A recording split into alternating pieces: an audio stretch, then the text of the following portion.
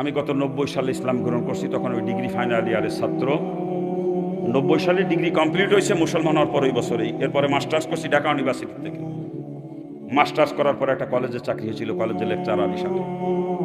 আবার যখন ইউনিভার্সিটিতে পড়ি তখন বন্ধু বান্ধবের সাথে মিলিয়ে একটা প্রাইভেট ল কলেজে ভর্তি হয়েছিলাম। LLBও কমপ্লিট করেছি। আমি কিন্তু কালাকোটের ব্যবসা জানি, আমি একজন অ্যাডভোকেট।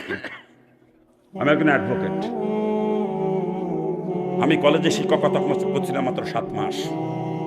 7 মাস যখন চাকরির বয়স, চরমুনার মরহুম পীর সাহেব আমার কলেজ মাঠে মাহফিল করতে আসছিলেন। ওই দিন হুজুরের বয়ান শুনতে গেছিলাম। ওই সময় পীর মুরিদির ঘোর বিরোধিতা করতাম, পীর মুরিদি পছন্দই করতাম না। এরকম বলতাম কোরআন হাদিস পড়বো, বসবো, আমল করবো, তা পীরের কাছে যাওয়া লাগবে কা, এরকম বলতাম। তো ওই দিন মনে মনে চিন্তা করলাম পীর সাহেব যেহেতু আমারই কলেজ মাঠে আসতেছে, কি করে একটু শুনিয়ে আসি। 42টা প্রশ্ন নিয়ে গেছিলাম, 42টা প্রশ্ন। একটা প্রশ্ন করার সুযোগ হয় নাই আমার। বয়ানের মধ্যে অটোমেটিক সমস্ত প্রশ্নের জবাব পেয়ে গেছি আমি।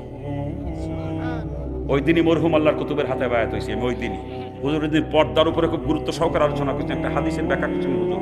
আর তয়ুসু লা ইয়াদখুলুল জান্নাত, তয়ুস কখনো জান্নাতে যাবে না, লা ইয়াদখুল কখনো প্রবেশ করবে না।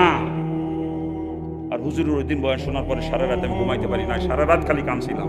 করলামটা কি, জাহান্নাম থেকে বাঁচার জন্য মুসলমান হয়েছি, জাহান্নামের ভয়তেই খালি মুসলমান হয়েছি, কিন্তু অন্য কোনো কারণে না। কিন্তু অবস্থায় কোরআন হাদিস পড়তে জাহান্নামের বিবরণগুলো পড়তাম, আর অন্তরের মধ্যে কাঁপিয়ে কাঁপিয়ে উঠতে, আযাব কেমনে সহ্য করবা, তো সহ্য করার মতো না। যখন জাহান্নামের আযাবের ভয় অন্তরে পয়দা হয়েছিল, তখন পাগলের মতো হয়ে গেছিলাম যে কেমন বাঁচবো এই আযাব থেকে, আমি কেমনে বাঁচবো। তখন কিসের মা বাপ, কিসের আত্মীয় স্বজন, কিসের অর্থ সম্পদ, কিসের নেতৃত্ব কর্তৃত্ব, কোনো কিছু আমাকে আটকে রাখতে পারে নাই। সব কিছু লাত্তি মারে ফেলাই তুই বের হয়ে চলে আসছে। জাহান্নামের ভয়তে মুসলমান হয়েছি, ইসলাম গ্রহণ করছি জাহান্নাম থেকে বাঁচার জন্য, অন্য কোনো কারণে না।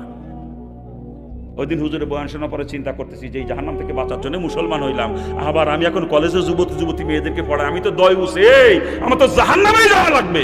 তা মুসলমানের লাভ কি এলো? খালি খালি সারা রাত কান্না থামাইতে পারি নাই, যেই চিন্তায় করলাম কি, দুনিয়া বরবাদ করে দিয়ে চলেছে, এখন আখেরাতও বরবাদ করতেছি। হ্যাঁ, চোখের পানি ঝরতে ঝরতে পুরা বালিশটা ভিজে গেছে। রাত্রে ফজরের নামাজ পড়ে কাগজ কলম নিয়ে বসে রিজাইন লেটার লিখছি, লেখন লোকের মারফতে কলেজে পাঠাই দিছি। নিজে আর কলেজে যাই নাই, পর্যন্ত চাকরি শেষ।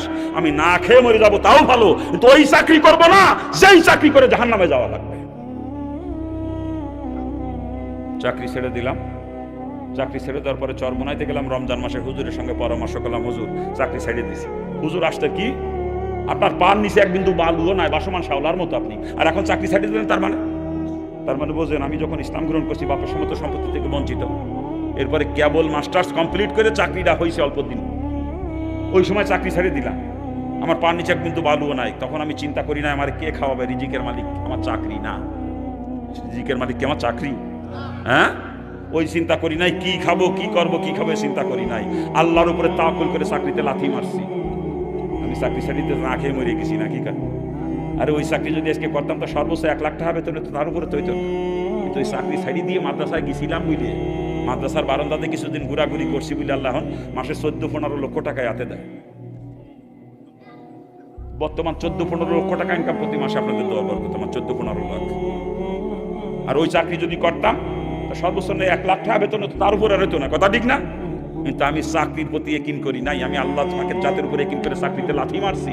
ওই চাকরি আমি করতে পারবো না যেই চাকরি করে জাহান্নামে যাওয়া লাগবে।